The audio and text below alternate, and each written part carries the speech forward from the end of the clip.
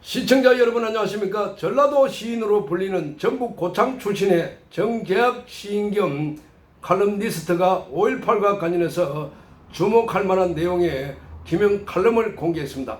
자, 2024년 8월 8일자 종합일간지 스카이데일리에 게재된 정재학 시인의 칼럼 제목은 이렇습니다. 5.18 북한군 전사자 추모비의 함의, 이런 제목입니다. 교사 출신인 정재학 시인은 전북 고창이 고향입니다. 특히 1980년 광주 조선대 국문과 3학년생으로 5.18을 직접 광주 현장에서 지켜본 역사의 정인이라는 점에서 대단히 중요한 목격자라고 할 수 있습니다. 그는 이 같은 자신의 직접 경험을 토대로 그동안 이른바 5.18 정신의 헌법 전문 수록 주장에 정면으로 반대하는 내용의 글을 잇따라 발표해서 눈길을 끌기도 했습니다. 자, 그래서 지금 5.18 관련해서 논란은 계속 이어지고 있습니다. 문재인 정권 때 5.18 진상규명조사를 해라, 이렇게 해서 다시 진상규명조사위원회가 꾸려졌고, 그래서 4년 넘게 진상을 조사했지만 최근에 특별한 결론을 내지 못했습니다. 자, 북한군의 개입 여기에 대해서도 결론을 내지 못했다.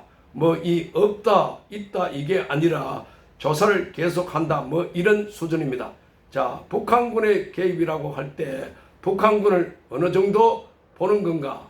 자, 그래서 지금 몇몇 사람도 북한군인가 아니면 중대병력인가 대대병력으로 볼 것인가 이런 큰 대규모를 말하는 것인가. 자, 거기다가 최근에 권영애 전 안기부장이 북한군이 개입됐다 하는 것과 관련해서는 본인이 확인을 했다, 이렇게 스카이데일리와 단독 인터뷰한 내용이 드러나서 이렇게 커다란 파문을 불러일으켜 왔던 것이었습니다. 자, 그래서 지금 5.18 관련해서는 북한군뿐만 아니라 거기 여러가지 진행형이다 하는 것. 자, 그러니까 이것은 자유롭게 토론도 하고, 자, 그리고 의문 사항이 있으면은 검증도 하고, 자, 이런 절차를 거쳐야 되는데 이게 지금 대한민국에서는 마치 금기 사항인 것처럼 묻지도 따지지도 말고 그냥 믿어라 하는 것처럼 돼버린 것 아닐까, 이렇게 보입니다.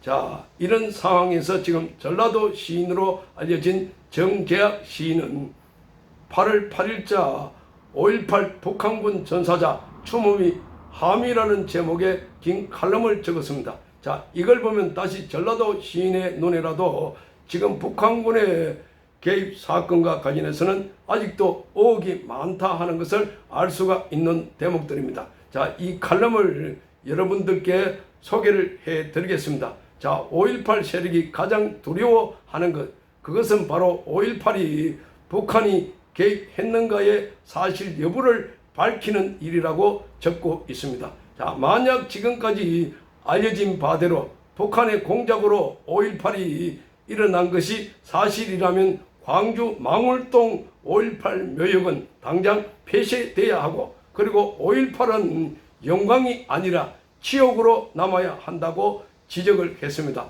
나아가 5.18에 관련된 모든 것이 정당성을 상실할 것이고 5.18을 무기로 대한민국 정부를 겁박하고 제의식을 강요하면서 민주화 유공자로 군림하던 모든 것들이 허사가 될 것이라고 말하고 있습니다.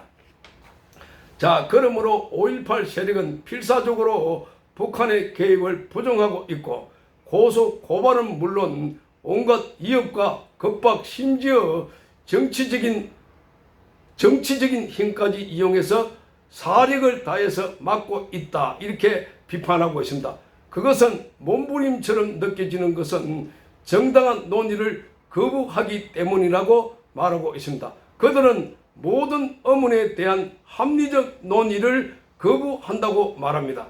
두 번 다시 있어서는 안 되는 총기 무장 폭력에 대한 지나친 찬양과 묵인이 그것을 잘 말해주고 있다, 이렇게 설명을 하고 있습니다. 교도소 습격의 반역성에 대한 논란이 일자 그들은 혁명의 시기엔 흔하게 있을 수 있는 일이라고 논란 그 자체를 무시했습니다.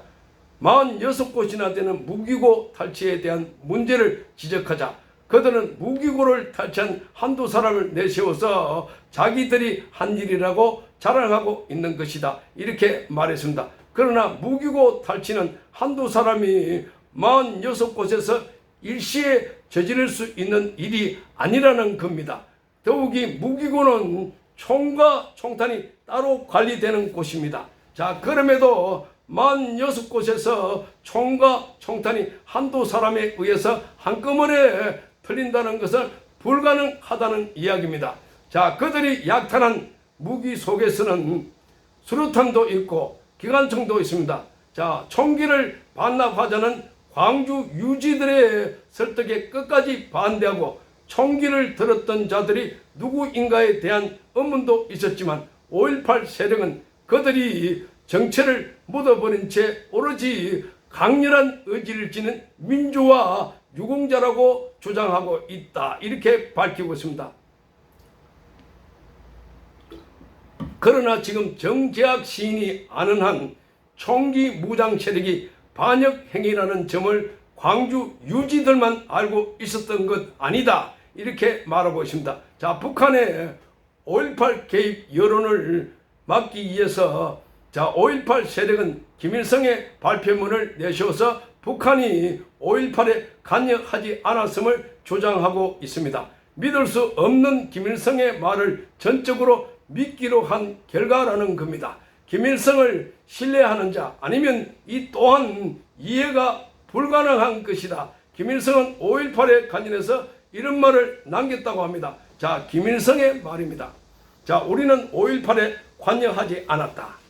미군이 남조선에 주둔하고 있는데 우리가 어찌 군대를 보낼 수 있겠는가? 만약 우리가 군대를 보냈다면 전쟁을 각오한 짓이다. 이렇게 말했습니다. 그러나 정재학 시인은 이 말을 분석해보면 김일성의 5.18 개입은 더욱 분명해진다고 말하고 있습니다. 그는 군대를 보내지 않았다는 말을 반복했을 뿐이라고 설명합니다. 군대를 보내지 않았다는 말은 정규군을 보내지 않았다는 말에 다름이 아니라는 겁니다. 김일성은 남한 내 남노당 계열의 제5열과 특수부대 난파에 대한 말을 거론하지 않았습니다. 그럼에도 정규군만 보내지 않았을 것이고 간첩 난파 그리고 특수부대와 남노당 불선 세력의 정체에 대해서는 항구 입을 다물고 있다는 겁니다. 자, 김일성의 이 말이 거짓임은 5.18 당시에 거리 광경을 현장 상황으로 평양과 전 북한에 실시간으로 방영한 사실이 증명을 해주고 있다고 말하고 있습니다. 자, 당시 광주에서 북한으로 보낸 수많은 전파 교신이 있었다는 점, 그리고 총격이 빗발치는 실제 장면을 촬영해서 보낸 자들에 대한 의문은 지금도 해결되지 않고 있다는 겁니다. 자, 북한 특수군이 어떤 존재들인지 우리가 모를 까닭이 없다는 겁니다. 그들은 간첩 침투를 전문으로 하는 자들이고 일반 군대처럼 생각할 수 없는 존재라는 겁니다. 북한은 정찰 총국, 보위부, 통일전선부 등에서 수많은 특수부대를 운용하고 있습니다. 자, 모두 일반인처럼 머리 기르고 남한말을 쓰도록 훈련된 특수한 자들이라는 겁니다. 자, 김일성이 이 자들의 정체까지 밝힐 까닭이 없다는 겁니다. 더구나 김영삼 정부 이전까지 비정양 장기수 사상범들은 매일 아침 교도소에서 인민공화국 만세를 부르고 하루를 시작했다고 말했을 때입니다. 자, 따라서 남노당 계열의 제5열대의 5.18을 가만 놔두고 봤다는 것은 순진한 생각일 것이다. 자, 이렇게 말하고 있습니다. 자, 김일성은 이들의 존재를 1980년 6월 19일에 낱낱이 밝힌 바가 있습니다. 자, 그 기록물이 추모비 형태로 함경북도 청진역 북방 800m 낙타산 중턱 70m 위치에 있다고 정재학 시인은 말하고 있습니다. 자, 건영의 전 안기부장이 안기부장 시절에 직접 당시 안기부가 대북 공작을 통해서 이 추모비의 존재를 확인했다고 정언했던 그 추모비가 바로 이것임을 말해주고 있습니다. 자, 그래서 비석에 새겨진 첫 문장은 이렇게 되어 있습니다. 여기에 청춘의 고귀한 신명을 당과 조국과 인민을 위해 바친 님일세 이렇게 적혀 있습니다. 비명이라고 해서 비명에 이렇게 적혀 있습니다. 사람들이여 걸음을 멈추고 용사들의 불멸의 애국 정신을 추억하라. 피로서 조국을 지킨 인민군 영웅 열사들의 혁명 정신과 찬란한 희원은 후손 만대의 길이 빛나리라 이렇게 되어 있습니다. 자, 추모비에 새겨진 사람들의 사망일은 모두 1980년 6월 19일입니다. 자, 5.18이 끝난 후 6월 19일까지 돌아오지 않은 자들로 추정되고 있습니다. 명단은 가나다 순으로 일부만 발췌보면 이렇습니다. 홍성표, 김석준, 한창준, 오구진, 김원선, 김홍수, 김국식, 김한수, 서대석, 우준선, 오영규 등등 해가지고 이렇게 되어 있습니다. 자, 그래서 5.18 세력은 이 추모비를 조작이라고 강변하지만 북한이 어떤 곳인데 이런 추모비까지 가짜를 세우겠는가 이렇게 말하고 있습니다. 중국한테도 자주를 강조하면서 고개조차 숙이지 않는 사람들이 가짜 추모비를 세운다 하는 것, 조금이라도 비상하면 남북 연락사무소도 폭파하고 개성공단도 폐쇄하는 곳이 바로 북한이다. 백두혈통이 아니든가. 자, 그런 사람들이 가짜를 만들어 떠받든다는 것은 생각할 수조차 없다 이렇게 말하고 있습니다. 그러므로 600명 북한 특수군 난파선은 신빙성과 함께 강렬한 설득력을 지닌다고 정재학 시인은 말하고 있습니다. 이뿐만이 아니라 과거 김일성은 김대중을 남조선 대통령 만들기에 올인한 바가 있다고 합니다. 자, 1970년대 초에 20만 달러 공작금뿐만 아니라 조청년을 비롯해서 수많은 간첩들을 보내가지고 돈과 인력을 보충해 줬다는 겁니다. 당시 20만 달러는 현재 가치로는 수천만 달러에 해당된다는 겁니다.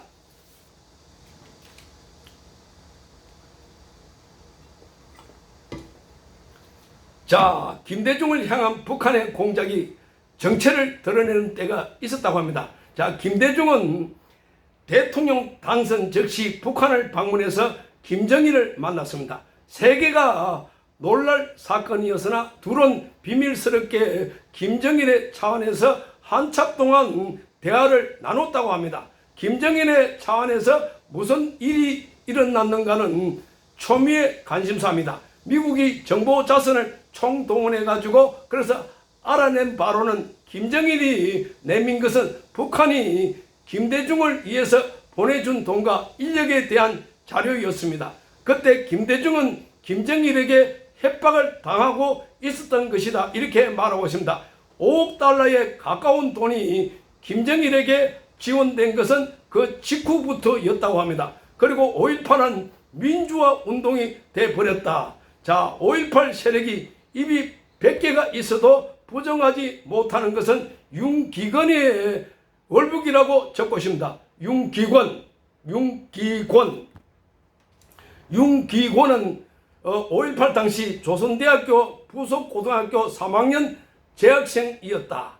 자, 윤기건이 자랑스럽게 밝힌 기록에는 산수 오거리에서 경찰 5명을 몽둥이로 두들겨 팬 사실이 있었다는 겁니다. 바로 이 사실을 근거로 그는 5.18 유공자가 되었고 1990년대 말경에 보상금 2억 원을 받았습니다. 2억 원. 자, 당시 그 돈은 아파트 서너 채 값이었고 현재 화폐 가치로 수십억 원으로 추산된다고 말하고 있습니다. 몰려다니면서 경찰서를 습격하고 질서 잡기에 나선 아버지 뻘 경찰을 패고 두들겨서 무릎 꿇린 그 행위가 민주화 운동이었고 2억 원의 가치가 있었다는 것을 말해주고 있다. 자, 윤기건은 보상금을 받고 월북을 했습니다. 윤기건의 월북에도 북한의 손길이 다 있음이 느껴진다는 겁니다. 북한은 선전용으로 사용할 때 실제 5.18에 가담한 인물이 필요했던 것이었습니다. 야, 윤기근은 남파 간첩들의 인도를 받아서 북으로 넘어갔다고 정재학 시인은 말하고 있습니다. 자, 5.18은 북한의 대남 선전 선동 전략에 가장 가치 있는 주요 재료로 서여 왔다는 겁니다. 자, 5.18이 역사 속에 묻히지 않고 자꾸 망령처럼 되살아 움직이는 이유가 바로 여기에 있다는 겁니다. 북한이 중단 없이 사용하고 있기 때문입니다. 그러므로 5.18의 기생에서 나랏돈 뜯어먹고 사는 가짜 유공자들만이 문제가 되는 것이 아니고 5.18은 대한민국 주사파 양성과 반정부 운동의 산실이자 반역의 논리적 근거가 되었다는 겁니다. 자, 그리고 더불어민주당의 입법폭력과 대통령 탄핵을 위한 든든한 정치적 배경이 되고 있다고 밝히고 있습니다. 그동안 북한은 끊임없이 5.18을 이용해서 수많은 주사파를 생산하고 남로당의 후예를 키우면서 무수한 5.18 관련 단체를 만들어 이들을 심어왔다고 말하고 있습니다. 그래서 5.18은 북한의 가장 우호적인 반역 단체가 되었다는 겁니다.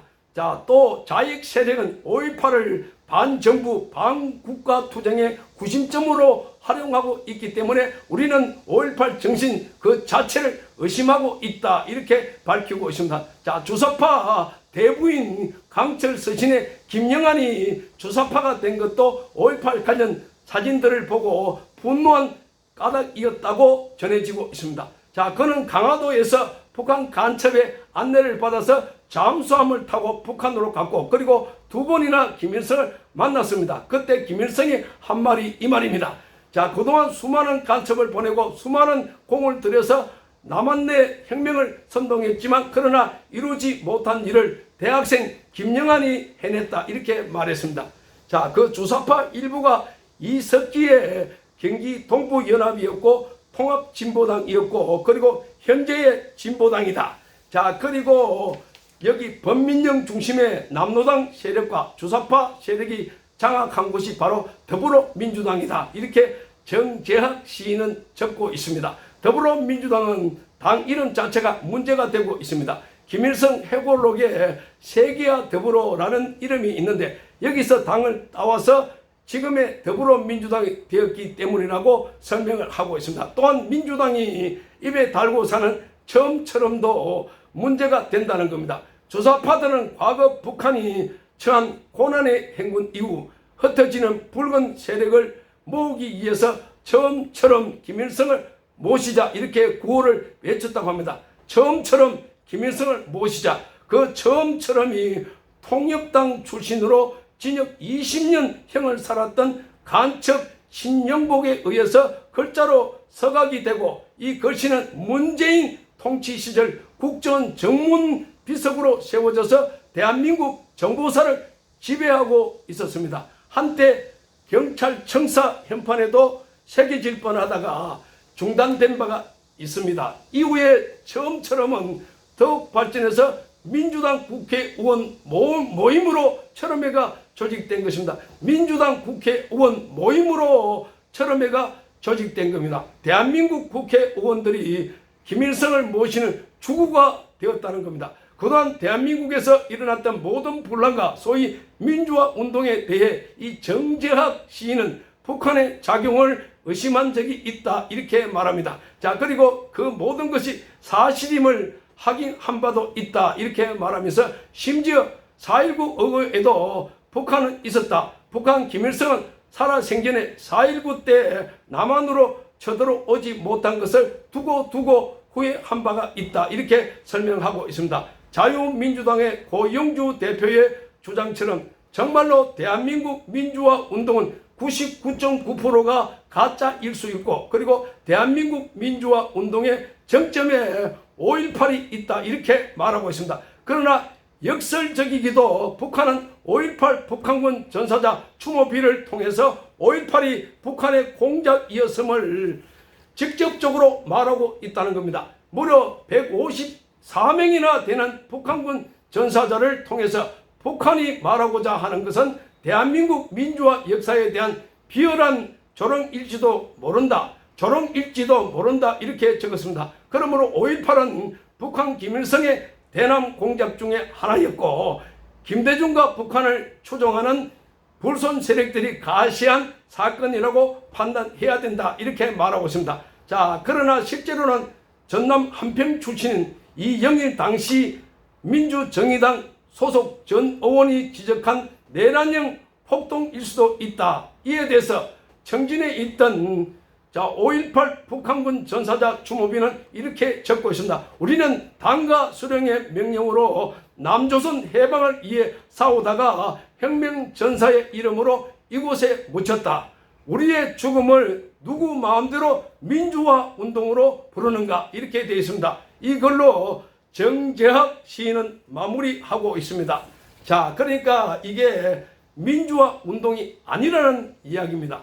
자, 어쨌든 이거를 보면은 지금 청진에 있는 주모비 여기를 기점으로 해서 쭉 살펴보니까 북한군의 개입은 빼도 박도 못하는 사실이 아닌가라고 정재학 시인은 밝히고 있는 것 같습니다. 자, 그래서 이게 사실이든 아니든 어쨌든 이런 것들을 논의도 하고 토론도 하고 그래서 공론화해야 되는데, 자, 이런 것을 공론화를 아예 못하게 막고 있다는 것 정말 너무나 폐쇄적이다 하는 겁니다. 자, 그래서 오늘날 광주가 저렇게 폐쇄적인 것 아닌가. 광주 또는 호남 지역에는 민주당이 아니면 아예 배지를 달 수가 없고 선택을 받을 수 없는 그런 도시가 되어버렸다는 점에서 오늘 대한민국의 민주화 성지가 아니라 오히려 그 반대가 아닐까 하는 생각을 갖게 되는 겁니다. 정재학 시인의 지금까지 5.18 북한군 관련된 글을 여러분께 소개를 해드렸습니다. 시청해 주셔서 감사합니다.